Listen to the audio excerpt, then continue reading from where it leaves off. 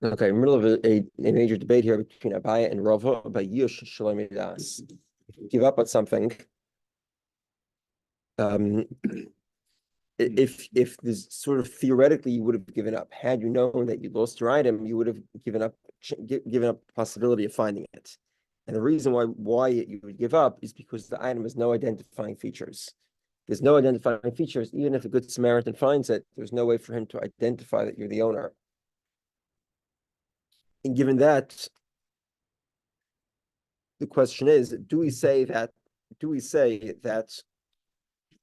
since if you would know that you will not be able to retrieve the item from the finder, therefore we consider you, had you known that you would have given up, so therefore we consider that you gave up now.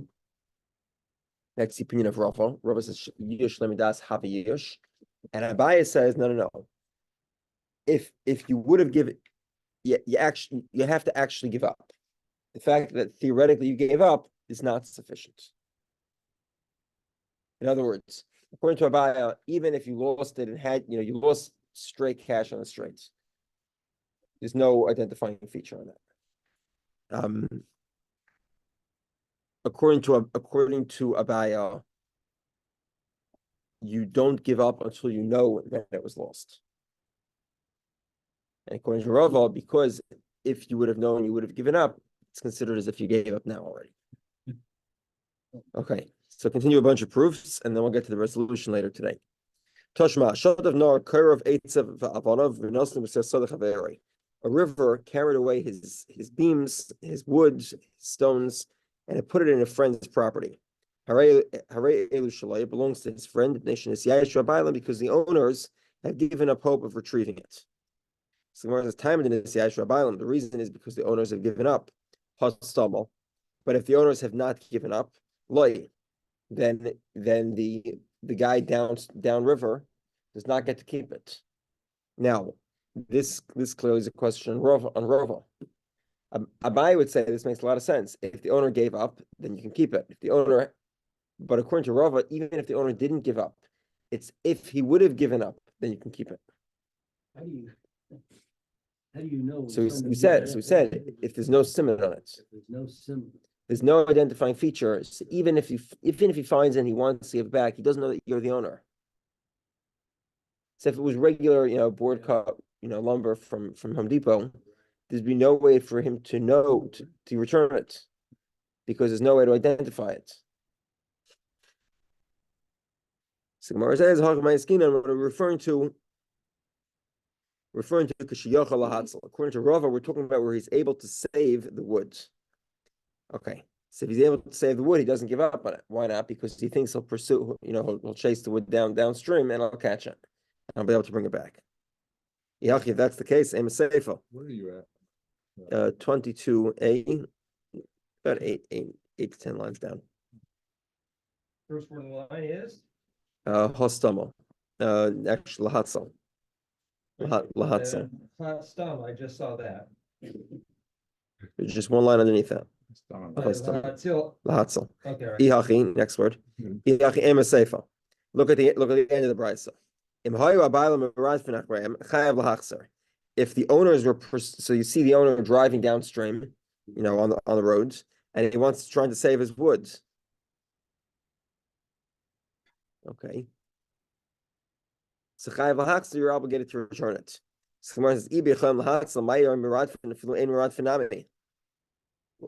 Okay, so now what does Muradfin mean? Muradfin means he's actively looking to rescue his stuff that was lost in the river.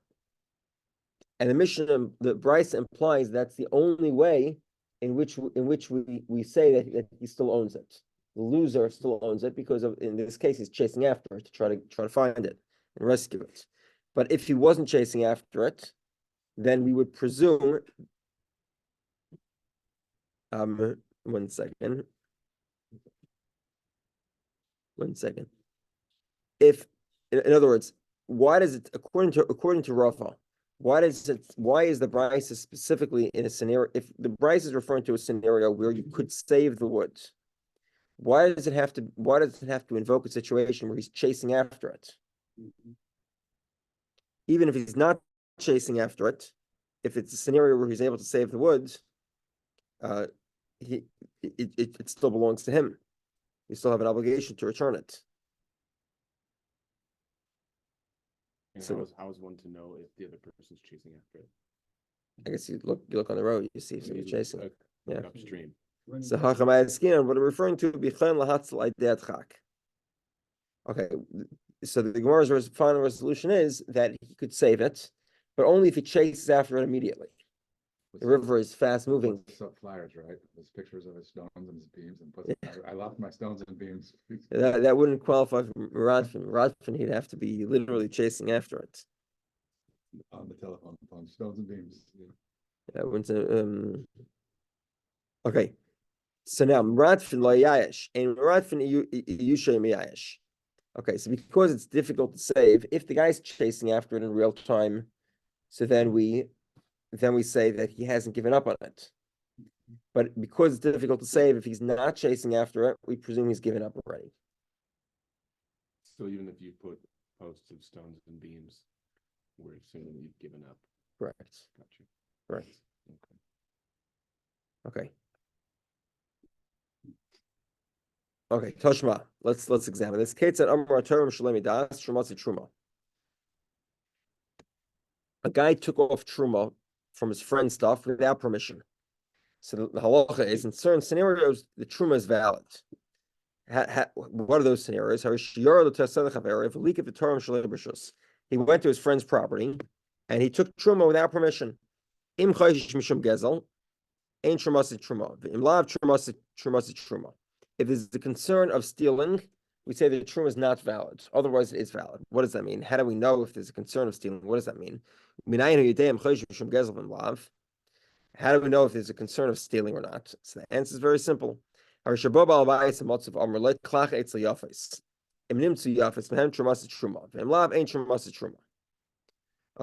so what happened? We'll have to see more of the specifics in detail, but for now, somebody goes into somebody else's field. Let's say Reuven goes into Shimon's field and he takes off truma. And then the owner comes back to the field and he sees somebody took off truma. So he says to him, he says, "Why don't you take off from the nicer stuff?" So now we look. If there actually are nicer stuff, then we presume he said it seriously.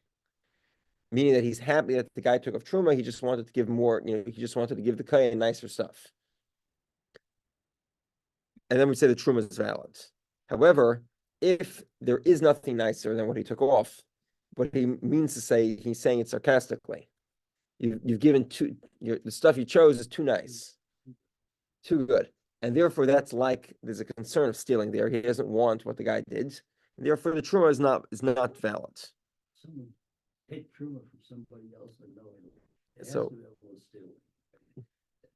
Yeah, so we'll address your concern in a moment. Just hold on to it for a second. Yeah, the initial reading of the brisa, it doesn't sound that intuitive that would be the case. Okay. Now, likdu habaylim v'hasifo lahem benkach truma truma. Let's say the owner added on to the truma that was taken by Shimon, added to the truma of Reuven.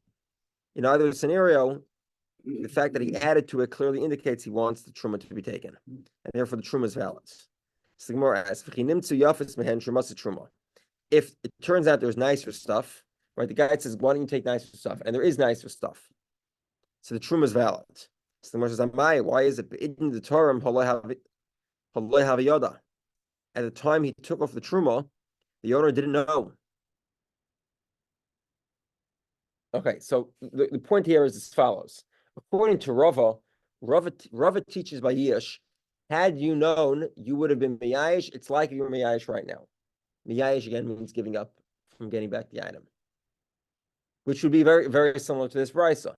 Had you known I was taking off truma, you would have allowed me to take off truma. So therefore, the truma is valid. But Abai doesn't hold of this logic.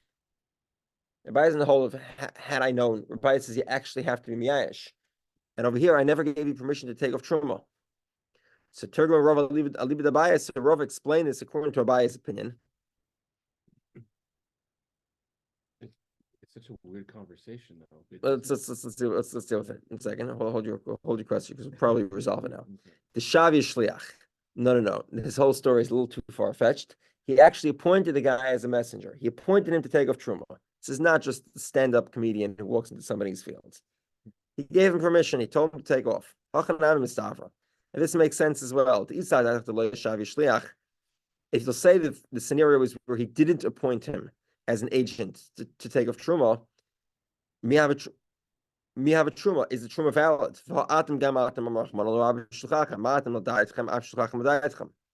One of the requirements to take off truma is that you have to be aware that it's being taken off, either you or your agent. But if it's just some guy, some random dude that walks into your field, the truma is not going to be valid. Truth of the matter here is he appointed him as a messenger, as an agent. He said to him, go take off truma. However, he didn't specify, like, is it grade A stuff or is it like grade D stuff? Or grade AAA. Is it the best or is it the worst? The typical landowner, farmer, he wants the mid-range. And this guy went ahead and took nice stuff. So the owner comes back, the owner farmer comes back, and he says, he says, go take nicer stuff. If there's nicer stuff, so then we presume what he said was serious. He wanted the guy to take even nicer stuff, but that's fine because the guy took less nice stuff. It's also kosher, so the truma is valid. But if not, meaning there's nothing nicer than what he took off, so then he's saying it sarcastically. Like, in other words, to ask him, so to speak, like there was nothing else that you could find to take. You had to take the nice stuff. The truma is not valid. Okay, so basically, there's no. This isn't a question at all according to Abaya. So here, this is not sort of implied shlichus retroactively. This is just normal guy appoints an agent, and this has nothing to do with the debate between Abaya and Rava. The other? Yes. Okay. So it was valid as truma, and then it became invalid because of the owner. It wouldn't quite say that. I mean, because if the owner hadn't said, "Hey, you shouldn't take it from the better quality," that would have been valid truma, right? We would have to know the owner's opinion. So we'd have to ask the owner, like, was it okay with the fact that the guy took nicer stuff? And then, depending on his answer, we'll figure out. What if the owner didn't know? I mean, like, so say I'm out of town and I got a shliach for me, and I say, "Hey, you separate my truma, I separate my truma," and then he gives it. So the question is, did the shliach follow my advice? So again, the typical understanding is that my advice was mid-range, and he took nicer stuff. If that's something that I wouldn't make a big deal about, then the truma is not valid. And if it's something I wouldn't care that much about, it is valid. And if I had known, can the shliach also give it on my behalf, right? If you appoint him to, yeah. If I point him to, right? And then so say, had I known, and I had no knowledge before that, and he gave the truma all the way through, and that truma is valid, right? So then had I said, not necessarily. If he took off more than I told him to, then it's not valid. So, even though I wouldn't have known. Obviously, in that case, he would mess a lot of things up because he's already given the truma. Right. And you have personal liability. No, right? Yeah. Interesting. Okay. Amemar Marzutra Ravashi, three Amirab. Amemar Marzutra Ravashi, Eklo Labustan of the Mar Bar Isik. They went to the garden of Mar Bar Isik. I see Arisi Tamri very mighty. Okay, so what happened? His sharecropper brought out Tamri Tamar's dates, very mighty and pomegranates. And he gave them to eat. Amemar Ravashi Achli. Amemar Ravashi were eating. Marzutra lo yachol. Marzutra did not eat. Ad hachi asim Mar Bar Isik. Sure enough, Mar Bar Isik himself came. Ashchenu v'amle larisi amayla isisi luhu l'rabbanon mehanach shapirto. So he says to him, he says, "We have such honorable guests. Why don't you give them the nicer stuff?" Amle amen Ravashi Marzutra hashta amayla yachol mar. But so now Ravashi and Marzutra turn. I'm sorry, Meimer and Ravashi turned to Marzutra. They say, "Look, as we explained before, if the guy says klach etzel yafas, go get nicer stuff, and there is nicer stuff, then he means it seriously." So basically, the owner of Mar Bar Isik comes. He sees the sharecropper gave them pomegranates. He says you couldn't have given them nicer stuff. Same thing. We should say that you should now be allowed to eat it because now you're sure that the sharecropper gave the stuff to us with permission. So Amar Lehu Hachi Amar Rav Then Amar Klachet Ziyafas El and Truma Bavad Mishum the Mitzvahu the Nichle Abu Hacham Shum Sifusahu the Amar Hachi. By Truma it's a mitzvah, so therefore he wants to give nicer stuff. Over here he's sort of embarrassed. You have honorable guests. It's it's the right thing to do is to give them nice stuff. So he's not doing it to accomplish a mitzvah. He's doing it because it's social etiquette, social norms. So therefore. Therefore, it isn't proof that Mordechai Bar Isaac was happy with the fact that his sharecropper gave you expensive fruit, pomegranates and dates. Okay, let's continue back to Abai and Rav. Toshma, okay, this is a fun one. Let's do a little bit of background here. Okay, if you have stuff that grows from the ground and you want to make it tummy. You want it to be susceptible to receive tumah. You need to have it needs to have. It says you need to deliberately put water on it, or should we say more accurately, water needs to be put on it deliberately. These things have to be washed first. Now, what does washed mean? So obviously, if you put it in the sink or you dip it into the water with the intention of making it wet, so then it's able to become tummy. Until that point, it doesn't receive tumah. Why would you want it to be tummy? It's a good question. I don't know. So what's the acronym for this? The different liquids that make something come here? Yad Shachadam. Okay. Now, another example is, let's say the guy was watering his fields. He's clearly intending that his completed fruit should get wet. Moreover, any type of intention that results in it getting wet is sufficient, even if that intention isn't coming from you directly. Meaning, let's say the guy he's ready to pick his field. He thinks to himself, it would be so cool if it rained now. All the fruits would be washed basically. I wouldn't have to wash them again. And the clouds are coming and it starts raining, then it's susceptible to become tummy. It's able to become tummy. Okay, so Toshma, let's examine this. So there was a morning dew, and the stuff is all wet. The samach, and the guy's very happy. So what's the story? The rule is that qualifies as making the items wet. Since this happened after the fact, right? The guy wakes up one morning and there's a dew, everywhere, and he's happy that his fruit got wet. Okay, but that's considered chiyutan, meaning it's now the fruit is able to become tummy. Okay, what happens if nogvu? What happened was the morning came and there was dew everywhere, and then as the morning sun came up and everything dried out, as typically happens. Okay, Just gotta be sure to get him his just due. now at this point the guy is happy that it got wet in the morning and it got dried. Even though he was happy, it's not considered getting them wet. Okay, what's the reason?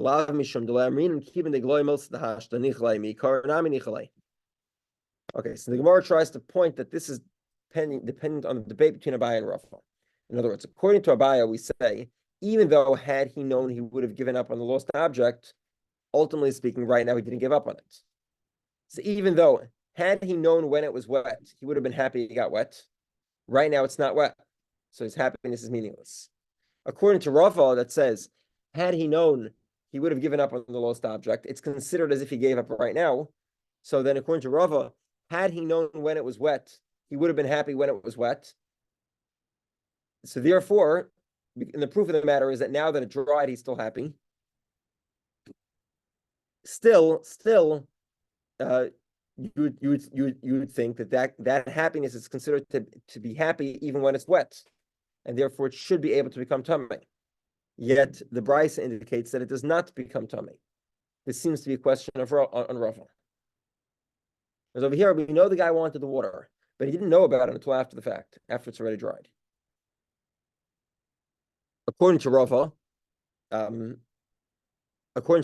it should be able to become tummy. One second.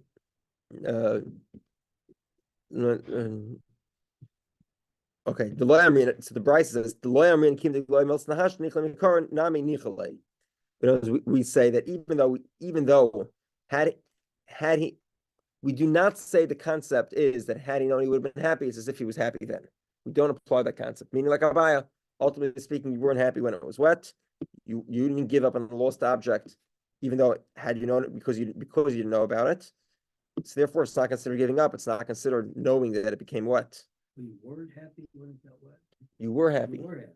but only after the fact. After it was already dried. So had you known when it was wet, you would have been happy. But it doesn't. But we don't care about that, which is like Abaya's opinion. Okay, one second. So Gemara says, "Shani hasan l'chsiv kiyitin ad sheyitin." It says kiyitin. You have to make it wet. Ad sheyitin, so you actually have to make it wet. The fact that theoretically, had I known it was wet, I would have been happy it was wet, is not sufficient. You have to actually know it was wet when it is wet. That's the condition. So again, the Gemara implies here that you have to actually make it wet. One second, but in the first scenario, you didn't make it wet. It got wet from the morning dew. So the Gemara says, it's like Rapapa Rami. Rapapa had a question. Ksiv ki yiten ukrin ki yutan. There's a kriyan ksiv. Yutan means that it became wet. Yiten means I made it wet. There's a fundamental difference there, right? Made it wet means I watered the garden, I poured water, I dipped it in the water, I washed it. It became wet means it rained, it was dew, somebody else sprayed water on it. So okay, it said, how do we resolve this? The inan kiyiten, kiyutan dumi de kiyiten. We mean it became wet just like I made it wet. Let's explain. Ma yitin ladas. Just like when I make it wet, I know I'm making it wet.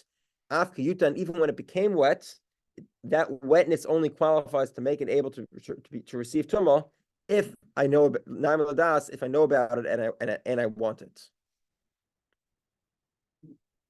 Okay, and now we get to the clincher.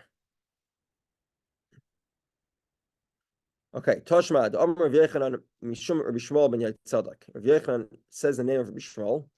Minayin la'aveda sheshot fanar shehim muteras. You have a lost object that was washed away by the river. How do we know it's permitted? Okay, this is a scenario, like we said, a boat that sinks. It's sort of impossible to recover. You should do this to his donkey, to his clothes, and you should do this to all his lost objects. Asher toivad mimenu, that was lost from him, umatzalsa, and it was found. Misha avuda himenu umitsuya etzel kol adam. Something that was lost, but it's able to be found.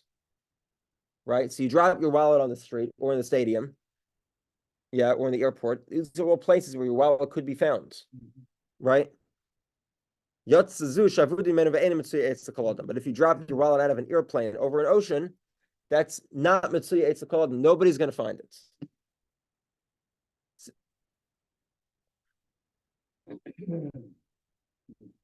Okay. And therefore, because nobody's going to find it, it's permitted. Okay. We'll explain it.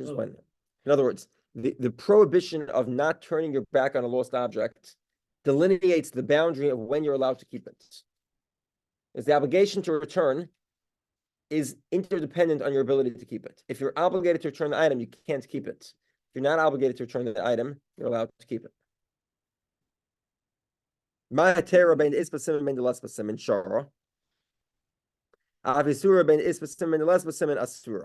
Just like when it's permitted to keep it, meaning the item is lost in the ocean, it's whether it does or doesn't have a siman.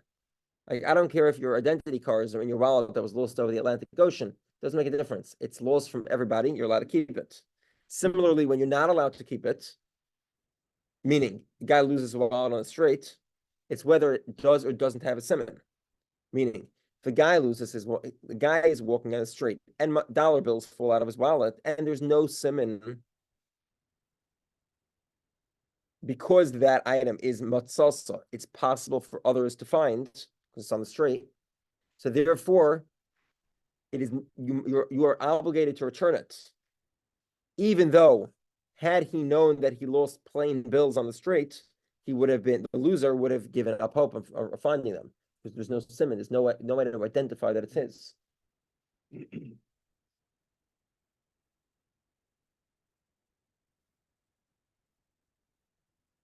Okay, and therefore this is tiyuf to the Rava. This is a major fundamental question against Rava. Rava argues that had I known that it fell, I would have given up. That means I've already given up even before I found out about it. And this brisa seems to imply that no, only when you give up, that's when it becomes available for anyone to pick it up and keep it. But if somebody picked it up before you gave up on it, then he would not be able to keep it. He'd be obligated to return it. And what are the indicators of giving up? Where the owner expresses "Vali l'chsarkis," like "Woe is to me that I lost money." Okay. In other words, he effectively acknowledges that he lost something and doesn't have any plans on, figuring out how to get it back. I'd like to hear someone say "Woe is me" in this day and age. Woe is me. There you go. Thank you. Thank you. No, there's an interesting story of a guy who found. I don't know if it's a true story. It's a legend. A guy found a Torah scroll on a subway. Like a Sefer? Yeah, it's a full Sefer Torah. Full Sefer Torah. Yes, he brought it home. Obviously, it's Sefer Torah on a subway. And nobody was lost. Yeah. And anyway, he kept it in his house, and put up signs. One day he was on another subway, and he heard a scribe say that he went into major debt because he lost the Sefer Torah on a subway. Oh. Now, in this case, he found that technically speaking is yush. Yeah. The guy's acknowledging that he lost it, and he has no plans on how to find it. He went into debt to pay it up. It's his responsibility. In that case, the guy is obligated to return it because he found it before the guy gave up on it. Right? He found it sitting in the subway before the guy. Exactly. Therefore, he's obligated to return it. Now, the problem in this story is that there was no identifying features, or at least the guy didn't remember it. He returned it anyway. How likely is it going to be? Exactly. It's a tremendous amount of negligence to lose the Sefer Torah on the subway in the first place. Yeah. But okay, but the point of the story is that this is a good example of somebody expressing yush. Yeah. Okay, it's printed in some book, but I'm not like. Other than that, you wouldn't know when the person gave up. Correct. Well, okay. So 1 second. So in general, you could presume in certain scenarios, like if you find money, the Gemara says a person recognizes that he loses money relatively quickly, so you can pick it up right away. And in most scenarios, I would say, like if you remember yesterday, the Gemara brought a bunch of proofs, and every one of them was not a proof. Every one of them was something that people know they lose it right away.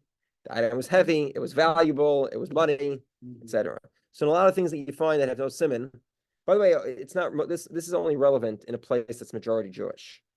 It wouldn't be relevant in Portland because there's no obligation to return the lost item of a non-Jew.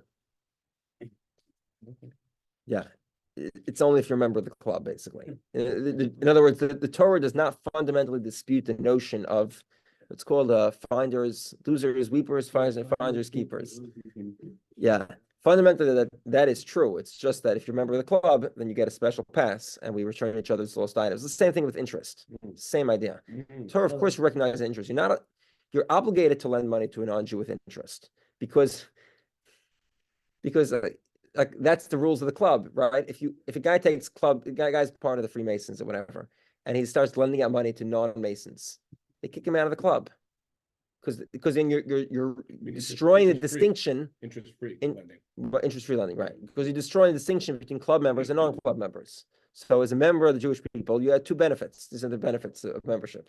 It's to return lost items, and we don't lend each other with interest. So therefore, a person should not lend a non-Jew money without interest. He should lend with interest, unless it's sort of abnormal, talking about like $1 or by work or something like that, whatever it is. But a significant amount of money, to the contrary, he should not lend it without interest. He should lend it with interest. And the same thing is true of lost objects. To the extent that it will make a Kiddush Hashem that Jews return items, then maybe you should return the item. To the extent that it won't, or that nobody will know the difference anyway, you should not return it. Okay. Fine. So you have to do Rava. So this obviously is a major question on Rava. Rava says that Rava says that that there's a theoretical giving up, right? Had I known, I would have given up. That's effectively giving up. So, so according to Rava, one second here. According to Rava, this brisa doesn't make any sense. The brisa seems to imply that if you lose something without a siman, and people could find it, then they're obligated to return it, at least until you're miyash. Until you give up, Simmer says you're right. To Yufta, it remains a difficult question, and therefore the halacha follows the opinion of Abaya, b'yal kagam, in the 6 categories of yal kagam. The yud, the first letter, the words yud, ayin, lam, and kuf, gimel, mem are each one of the 6 categories. The yud is yesh lamidas. It's the gemara we just saw. Yeah, if you want to see the other 6 are a major debate between Rashi and Taisvis. Rashi identifies all 6 of them. Taisvis is elsewhere. It's not in. I don't believe it's here. Yeah, it's not here. Okay, there's 2 of them that the Gemara is very specific. The other one we saw not that long ago, which is kedushin she'em esur and labia, basically a kedushin that cannot result in marriage. For example, a guy marries two sisters at once, and with halacha follows Abaya, I believe kedushin she'em esur and labia is not a valid kedushin. Okay, next Gemara. Now that Rava is out of the discussion, we've proved him wrong. One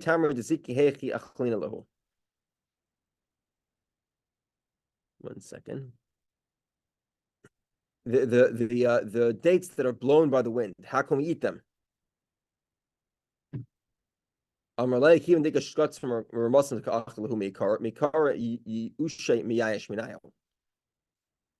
there are bugs, right? So for example, the wind blows the dates off the tree, they fall on the floor. Who eats them on the floor? The bugs eat them. So effectively, this is like a pre-yish. We've had this beforehand. Sometimes you'll give up on things even before they happen. And this is one of the things. If the wind blows your stuff down onto the floor, it's lost. It's lost.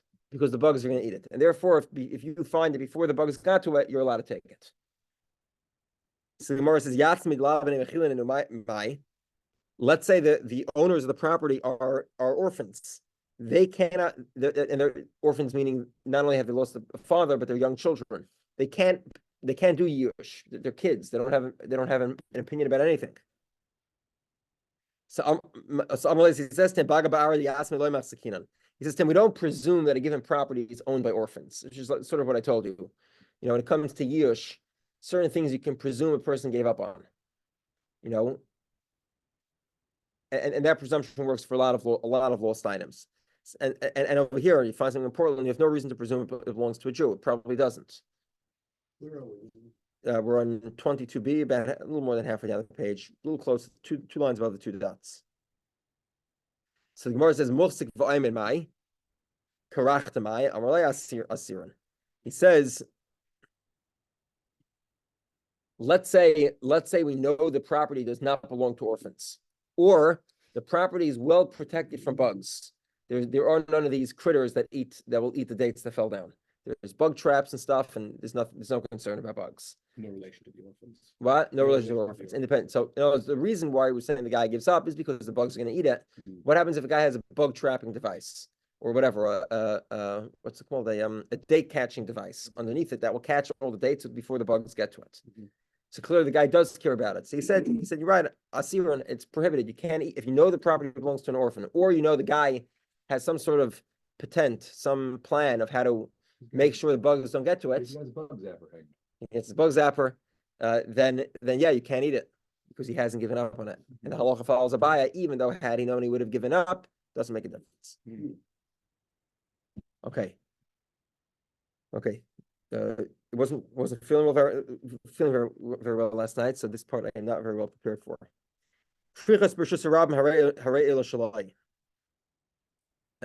One second. I think it's more.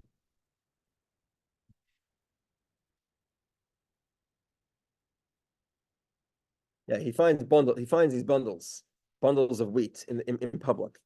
Rabba says, even if these bundles have a siman, okay, you still don't have to return it. So you find these bundles, they're tied with a special type of rope, or it's a unique type of knot, you still allowed to keep it. Why? Alma kasava rabba. Rabba is of the opinion. Simin ha'osili doris loy have a simin. A simin that will be destroyed is not considered a simin.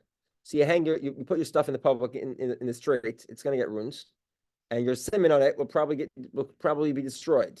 The part of the idea of a simin is that it prevents a yish from happening, because you know that it's an identifiable feature. But over here, no, the feature is not identifiable, right? Because people walk on wheat. Because people are going to walk over and trample your simin. Okay, so Rava says Rava on the other hand says no. Specifically, the bundles were tied like regular ordinary bundles. But if there was some unique thing about the way they were tied or about the rope that was used, then you'd be obligated to return it. Alma kasavar chayav lahakras. We said hachroza is the announcement. Hachroza is the classified ad that said I found your item. If you have a siman, call this number. Hachroza. Hachraza. Sometimes instead of saying the obligation to return, we'd say chayav lahachraz. It's the same thing. If you're obligated to return an item, you're obligated to announce to the world that you have the item to return. That's called hachraza. Alma kasava Rava. So evidently Rava holds simin ha'osili doris have a simin. A simin that will be destroyed is still called a simin. Some instead of quoting this debate on the Mishnah, they categorize this debate on its own. Simin also doris, a sign that will be destroyed. Rabba says lo have a simin. It's not considered a simin. Rava says have a simin. It is considered a simin. Tana we learned krichas b'shus rabim harei l'shalai. You find these bundles in public. They belong to you. B'shus yachid in private. Noitel machras. You take it and you announce that you found the bundles. Hechidami. What's the scenario? Idalas b'hu simin. If there's no, you found bundles. There's a distinction between public and private. What's the distinction? Idalas b'hu simin. If there's no unique identifying features, what are you announcing if you have nothing to identify? Elalav, it must be. There is b'hu simin. There is an identifying feature. And yet in public it's still yours. Why is that? Because the simin, the identifying feature, is one that will be destroyed. And this is clearly supporting Rabba's opinion that a simin oscilladoris have a simin. A simin that will be destroyed is still considered a valid simin. I'm sorry. Is not considered a valid simin. You can keep it because it's not valid, because it will be destroyed. Rabba.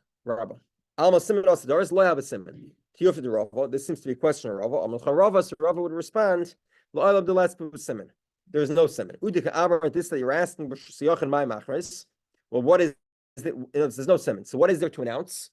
Because there's no simin, how's the guy going to come claim it? Very simple. Macher is malkum, the location. So you say, I found an item, a capital highway, and the guy will say, well, I lost it at 6698. This is the last Equator on the subway, right? I mean, kind of, right? Less so, but yeah. I mean, I found it in this poem. Yeah. We'll have to learn soon to see if Malkum is considered simin. Rabba or Malkum let have a simin. Rabba says the location is not considered simin, and we'll talk about that tomorrow. Okay, have a great day.